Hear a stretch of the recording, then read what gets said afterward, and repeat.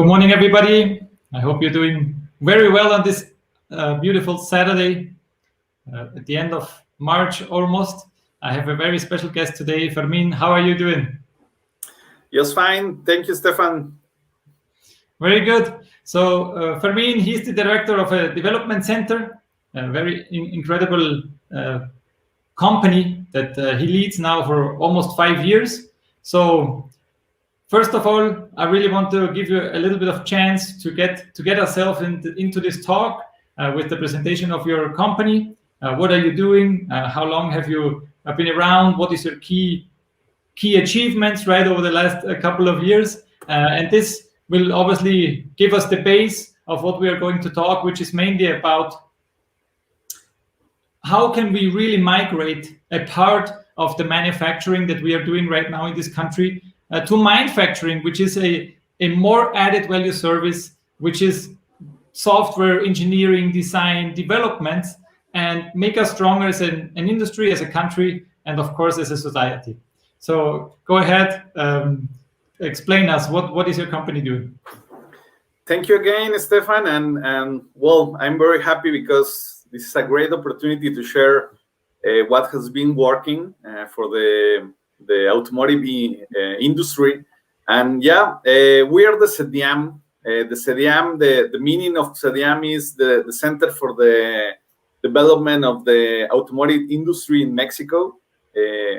We are part of the Tecnológico de Monterrey, and well, actually, we are working like a national CEDIAM because we can work with any company in all the country, but the center of the CEDIAM is in Aguascalientes. Okay. And well, we have maybe 20 years working with Nissan suppliers in Mexico, US, Spain, part of South America, and all the original idea from the CEDIAM is about the suppliers development.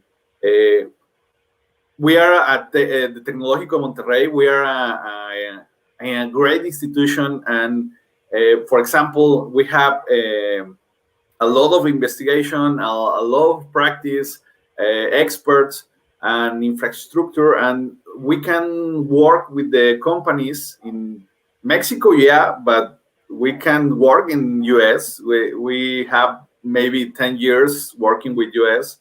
And the idea is, how can we help the companies with technology, with knowledge, I don't know, with the visit of experts to fix some issues in the supply chain, or I don't know. The idea is help the companies and grow up the industry in Mexico about the automotive industry, like a principal goal.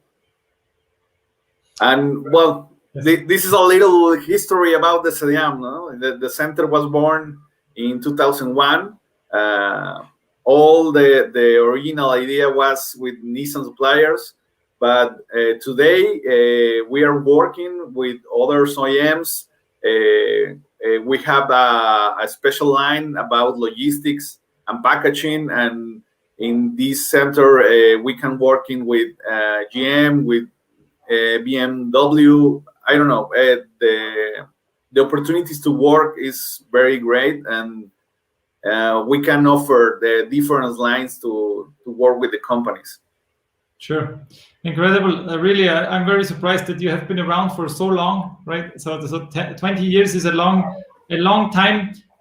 I also know that, of course, as a company, you always evolve, you always change. Yeah. And of course, when disruption happens, then lots of progress happens usually. So my first question really would be, reflecting now over the last 12 months and specifically the beginning of the year, how was your start into this new normal, and what changes have you made to adapt now as a company, right? And how you interact with the customers? Have you done something different on the customer base? Maybe implemented CRMs? Of course, you're in the B2B business, so it is very important that this connection continues to happen. Okay. Yes, it was not easy because normally we work with the hard skills, like technical solutions, and when COVID appears, well, everything is stopped. We can teach in the same form. We can the people doesn't came to the campus, for example, to take the trainings, and well, we had to find a new form to develop the trainings, to make the practices, and well, I think and the Tecnológico de Monterrey is really wow. It has a great area of innovation about this kind of changes because before the COVID, I don't know, maybe two months before the contingents, and the Tecnológico Monterrey changed all the model to deploy the trainings, deploy the courses, and we have a lot of tools for bring this kind of hard skills to the companies, right? And it's not easy. Really, it's not easy.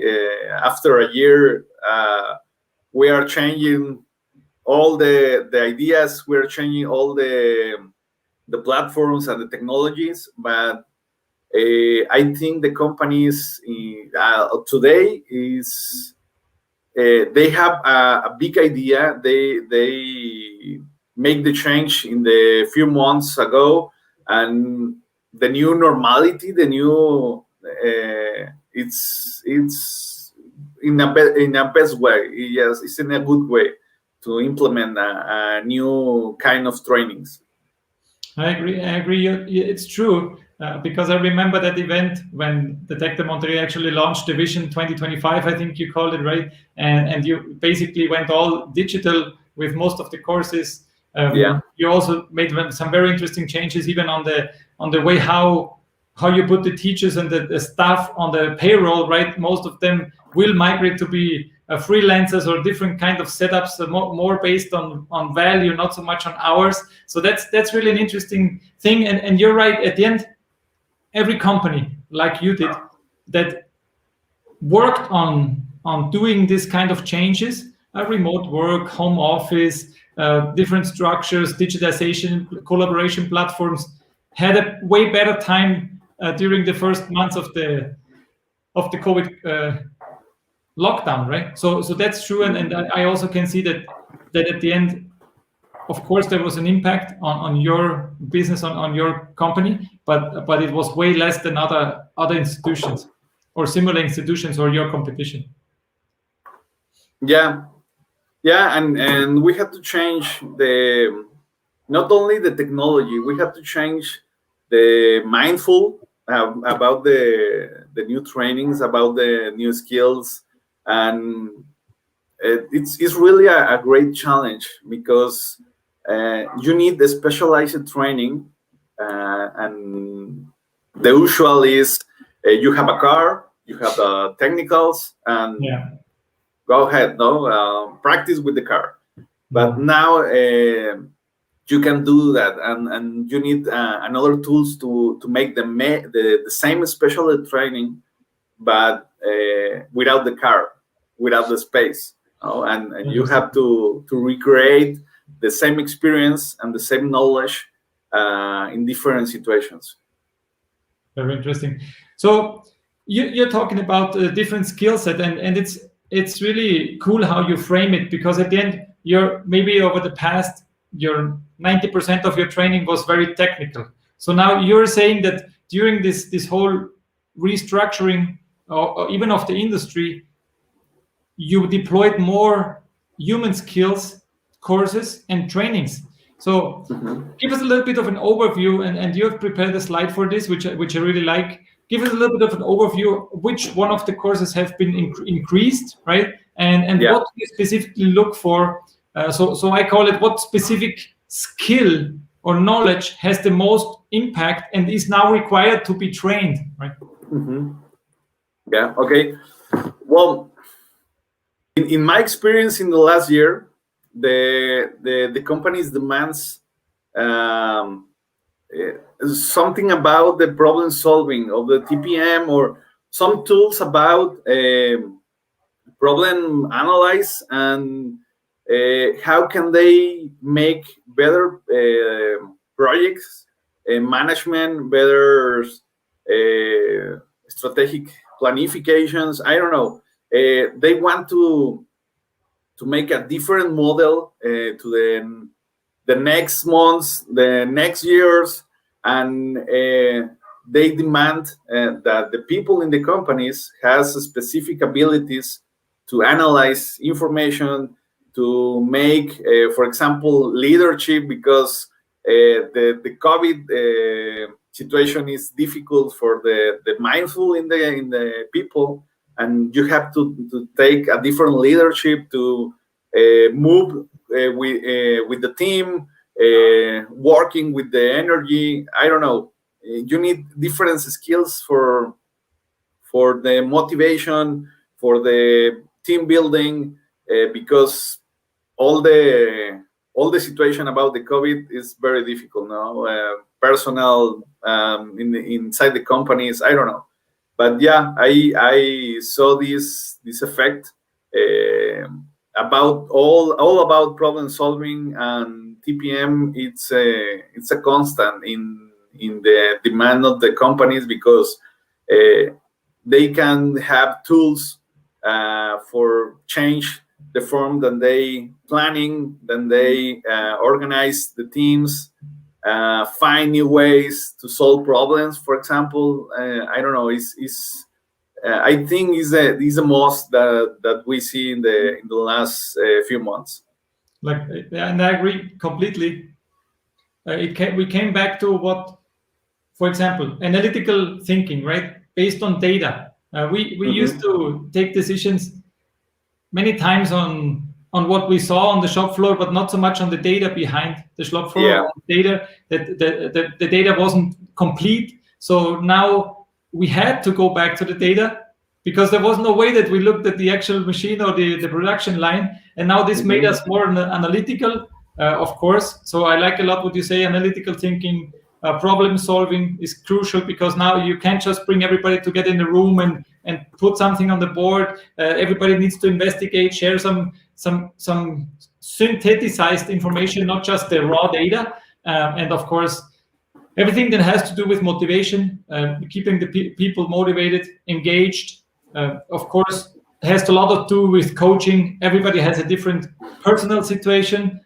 Some people have small kids, some people have adult kids, some people have no kids, some people are alone at home. So it's very different. And I like a lot that you also saw this in your company, how from a very technical, even human skill technical learning, it went to the more mindful side, or the more that has to do with behavior and mindfulness. Really awesome. Yeah, because you can have all the information maybe, but you need the people to be able to work with this information, right? And for example, a few weeks ago in a company, they told me, we have a big board with real-time information, but anyone uses the board. Yeah, but what is the principal reason? They don't use the board because the board is not functional, or they don't use the board because they don't understand what kind of information they will have with the board. Yeah, and you have a specific human skills to abord these kind of topics about only the information. You don't need to make the board. You don't need to implement technology. You only need to understand the importance about the information and how can you use for your work. It's all. Very interesting. Very good synthesis at the end. We look at different ways of creating value. Right? It's not about implementing the technology. It's about increasing the value and making it easier for people to to synthesize the information. And of course, this is a human skill, and also the technicals behind need to be very strong, so we can really pull this off. So let's go on and now look at a bit at the technologies, because of course you are at the forefront of Industry 4.0 as well, and we know Industry 4.0 at the end is the digitization of manufacturing, which includes the whole manufacturing process, but also the pre-manufacturing process, which I'm very interested about, when we still design the product, when we still think about what the people need, what product does the people need. We do market testing, and then we try to get to market as quick as possible. So Industry 4.0 can also help us a lot to get to market very quickly. For you as a institution, what has Industry 4.0 been for you specifically? Well, like institution, we have our hub of artificial intelligence, and we try to develop solutions, personalized solutions for the companies. For example, we have companies that they want to, I don't know, they don't use more paper and need a new database, an automatic database, and well, we can develop, no? And in other cases, we have more specialized programs, like we have virtual reality for the bring trainings, especially trainings for technicals. And I have, for example, I have the Oculus devices, and we have virtual development for using these devices. I don't know. We have a lot of many. I have many options to the Industry 4, but I think the companies needs to understand what is the actual situation of the company about the Industry 4.0, because in some cases they want to make the big jump to the new technologies, but they need a special way and special steps for make the transition to this kind of industry. And you need before you want to implement in technology, you need like a test, like a revision about an assessment situation. Right? Assessment. Yeah, definitely. The assessment is a crucial part of the journey, because at the end it's a journey. So it's at the end it's the assessment, it's the vision, and then it's the roadmap, and then you see what you have to do, and then at the end dashboards how you go move forward. I think that's a critical learning. And yes, when it comes to virtual reality, just 2 weeks ago I had a very nice session with Eric Gonzalez. He's super expert and very excited about augmented reality, mixed reality, virtual reality, and we talked for almost an hour about those technologies. And I agree, the Oculus for virtual reality is a great tool. Me personally, I do believe that the application is a very high engineering application, not so much a shop floor or let's say from an very close to factory application, not yet. And I also believe that you need to get used to it, right? Because we are used to use our eyes, and all of a sudden you're in this virtual room, and you can actually physically hurt yourself if you walk around and do something, right? So what has your experience been with the Oculus? Yeah, a few 1 month ago, maybe, we were working in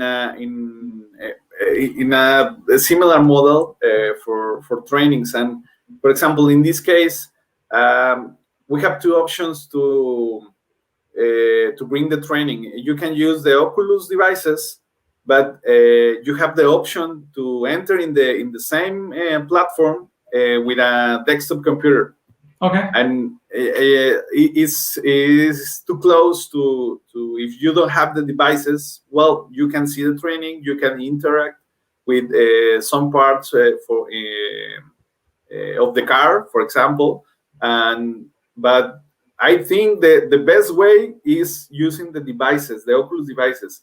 It's not easy if it's your first time for all the experience about the what that you see, that you hear, but I think it's the best way, because it's a very specific and representation of the model. You can touch the car, for example. You can touch the motor, and the learning is very useful in this case.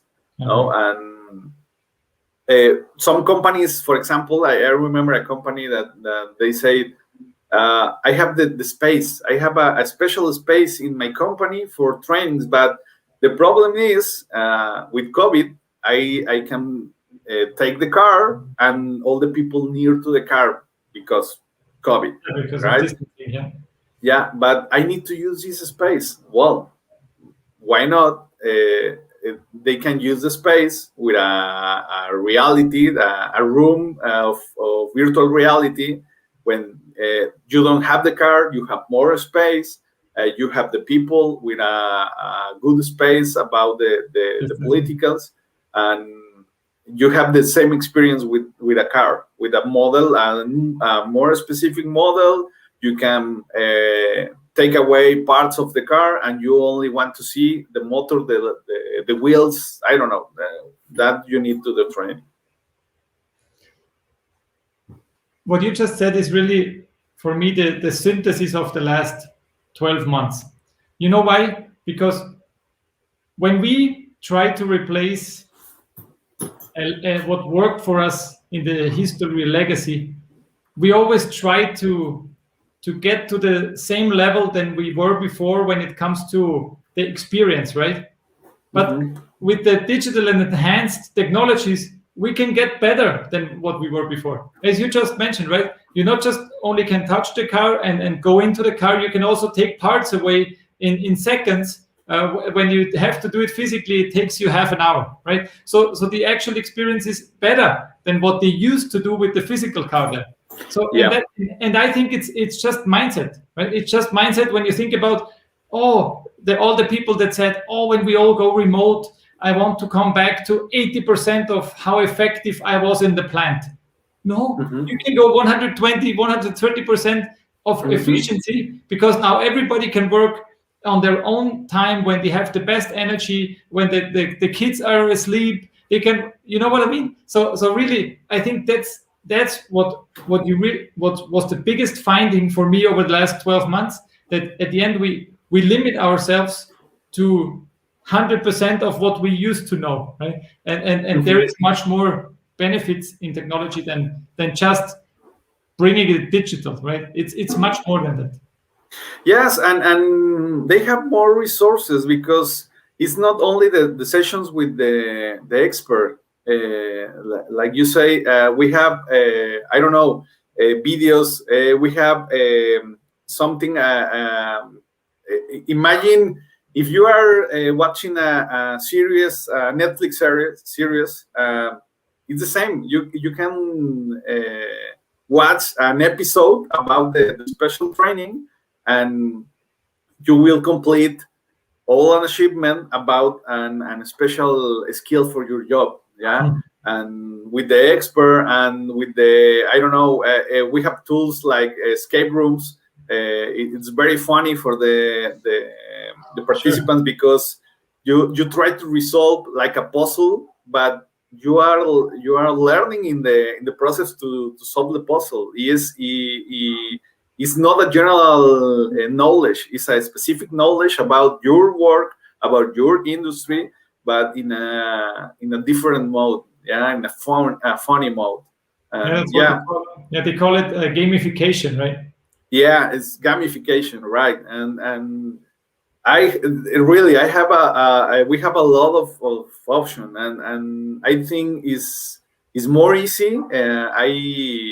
If I observe an interest in a specific point, I think this new model is more easy for some people, because when you bring the training in the presential mode, with the car or everything, not all the people had the same skills and had the same expertise about the training. And in this mode, they have more time for take more contents, and they have the hour time to make the learning in a different time, with more comfortable situation. Maybe, I don't know. I think it's more easy for some people in the trainings. I totally agree. Very good remark when it comes to what you have seen on how people actually learn and import the skills. So let's look a little bit into the future now and go to your slide where you talk about the technologies of Industry 4.0. And my specific question is, what, looking to the next 2 or 3 years, what technology do you think will have the biggest adoption, right? Sometimes, most of the time, adoption comes with growth. So when we look at the technologies of Industry 4.0, what do you think is going to be the big thing over the next 3 years? Well, I have a big list for this question, but no, I think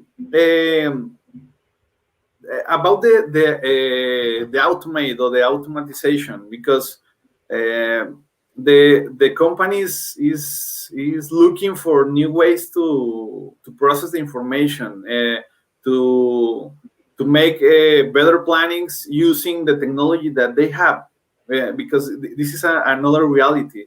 The companies have the technology, but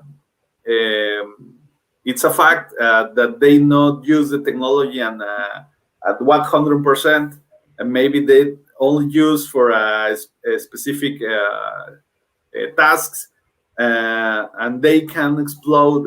They can make more with the actual technology that they have. And I want to be clear: automatization is not only robots and these kind of things. Automatization is okay. Leave the paper and using Excel with automatic database. Yeah, it's more about the information in real time. They can use this information to make decisions. I don't know. It's about that. And the other way that I see in the industry is something about big data, but in the artificial intelligence and the virtual reality. For me, this will be the technology using in the, I don't know, in the 2 to 3 years, but maybe the next year, more companies will be use this kind of technology, because again, they have the space, they have the devices, they have the knowledge, but they don't know what is the best way to implement this kind of technology for the actual situation of the company. Yeah. A simple example, the same Zoom or Teams or Webex or after 1 year in the home office model, we have companies that they don't use Zoom because they don't understand the real tools for using Zoom or Teams or Webex. Okay, and they have to change. It's again, it's about change the mind, change the model, think different about these kind of technologies, and try to use for develop your own company. Really use the technologies. No, use it for like an obligation. Use it for with the understood about the technologies has, and you can improve some process, improve your supply chain. I don't know. It's for me, this is a general idea that the next 2 or 3 years, it's about the power of the information and information in real time, and the experience for specific solutions using virtual reality or enhanced reality, for example. Very, very interesting. I liked a lot what you said at the beginning, and I actually agree. When it comes to automation, there is a lot of capacity installed right now, where the investment has already been made and it's not used to the full degree. So that's really a gap I also see where company can easily increase their efficiency and increase the use of capital just by embracing and maybe training, do additional training and do additional additional stuff on top of what they're doing or what they're using it right now. Very, very good thing. Sometimes we install a Ferrari and we drive it like a bike, right? And that's really, really true. Mhm. And the automation, you call it the automation of some of the routinary work, right? When you talk about excellent and stuff, and in Industry 4.0, it's actually called automation of knowledge work. That's what it's called about. And I think it if we look back, the tasks that we would automate would be usually very simple, right? Pick apart, load apart, pick apart, load apart. It's a very simple task, and it doesn't require too much knowledge to do this task. And what we will see, and you're totally right, is that we will have an increase of the level of knowledge that you need to execute the task. So the value of the automation of that task is going to be bigger. And then we will see automation of certain tasks where we maybe 10 years ago or 5 years ago, we didn't think that we can even automate them. And the best example is, for me, the autonomous driving, right? Because the autonomous driving is a very complex task to drive a car, and they're very close to be able to automate that task. Yeah, and we have, I don't want to say in all the companies, but in many companies, they think that this kind of investing is expensive. But I know an idea in a class about if you want quality wine, you have to know the quality wine is not cheap. Yeah, you need to expense, but you will return this kind of investing in results, in investigation, in implementation, in technology, and the real name is that is investing. It's not an expenses. Yeah, no, it's not a cost. It's an investing for develop a new way to improve your production, to improve your control, your planning, everything about your work. Interesting. Awesome. So now, coming to the end of the talk, I really want to, I'm also a very big fan of bringing people together, bringing the industry together with the institutions, with sponsors, right? So how can the industry integrate with the academy or very close development centers close to the academy for a win-win situation and for both entities? And at the end, we will see how people can actually contact you if they find this inspiring and want to use your services. Okay. Let me tell you a little history, a little story. A few years ago, we received in Aguascalientes a person from Japan, and it was a senior quality manager, and they came to Aguascalientes only with the purpose to make specific questions about how can you work if you are an institution about education. How can you work with companies in the industry, in specific the automotive industry? Because if you review that way in Japan, it's very difficult because for Japan is two different ways. No, one way is education, one way is industry, and they don't see together in any cases. And I think the answer for this question is everything use their own resources to develop the supply chain, but why not we can try to make one only effort with all the resources and make a model, a functional model for all the companies, all the institutions, and we have make I don't know, a big system with new technologies or new investigation, right? For example, we, like Tecnológico Monterrey, we have a lot of investigation, a lot of experts, and the industry have the same. Why not?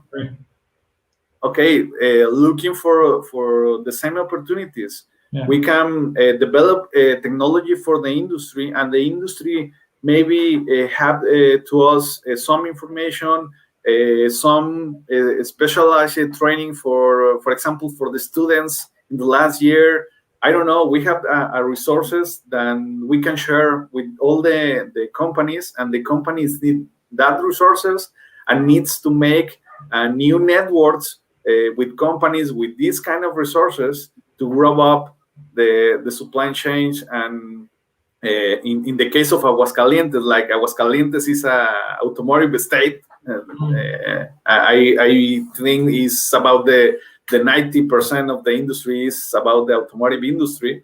Well, we try to make a big supply chain with all the companies. It's not a competition between a company A and company B. No, it's an only industry for all the region, and we can share the resources about to grow up in the same way, and sharing the information, sharing the tools, sharing the experts. I don't know.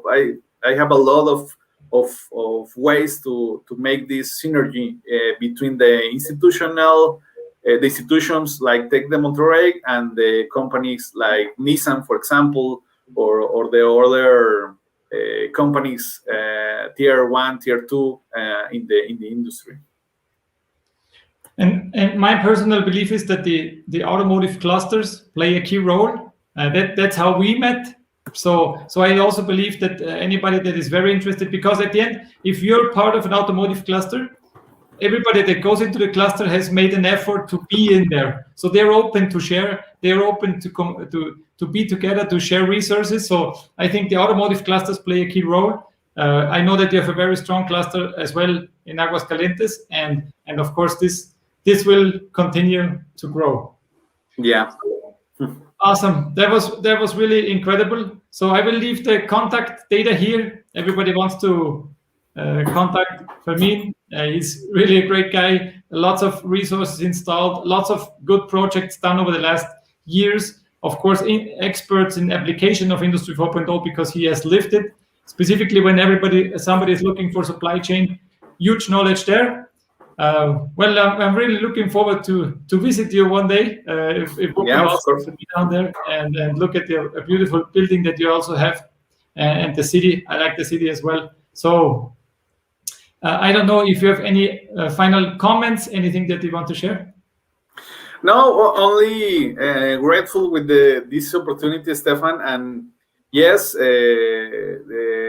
everyone can contact me and these numbers, this email, but a lot of people in the tech actually are working with the companies in different parts of the country, and all teams in the Tec de Monterrey, we can help you with the solutions. We only need to understand what is the specific need, but I think all the needs about the industry, we can make a great job and develop a specific solution for you. And thanks again, Stefan. I hope that you visit Aguascalientes soon. Well, I hope in the same way that the COVID's minimize a little, but yeah. You are welcome in the Tec de Monterrey campus Aguascalientes. Thank you very much. Thank you very much, Fermin. Awesome session. Really appreciate it. Lots of good content. I wish you a good Saturday. Enjoy the rest of your vacation. He's here for us on his vacation, so enjoy the rest of your vacation. Have a safe drive home. Have a great Saturday. Thank you very much, and bye-bye. Thank you, Stefan. Bye-bye.